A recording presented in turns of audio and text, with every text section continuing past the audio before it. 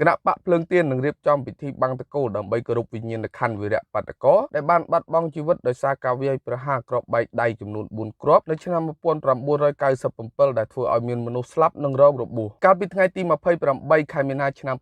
2025គណៈបកភ្លើងទៀនបានចេញសេចក្តីជូនដំណឹងជម្រាបជូនសាធារណជនបណ្ដាញសារព័ត៌មានជាតិនិងអន្តរជាតិឲ្យបានជ្រាបថាគណៈបកភ្លើងទៀននឹងរៀបចំពិធីបង្កតកូលដើម្បីគោរពវិញ្ញាណក្ខន្ធវីរៈបាតុករដែលបានបាត់បង់ជីវិតដោយសារអំពើភេរវកម្មនៃការវាយប្រហារដោយគ្រាប់បែកដៃចំនួន4គ្រាប់មកលើក្រុមបាតុករអហិង្សានិងសន្តិវិធីដែលឈរទាមទារឲ្យមានការកែតម្រង់ប្រព័ន្ធតុលាការនៅមុខមន្ទីររដ្ឋសភាកាលពីថ្ងៃទី30ខែមីនាឆ្នាំ1997នៅក្នុងសេចក្តីជូនដំណឹងដដែលនោះបញ្ជាក់ថាពិធីបុណ្យបង្កតកូលនេះនឹងប្រារព្ធធ្វើនៅថ្ងៃអាទិត្យទី30ខែមីនាឆ្នាំ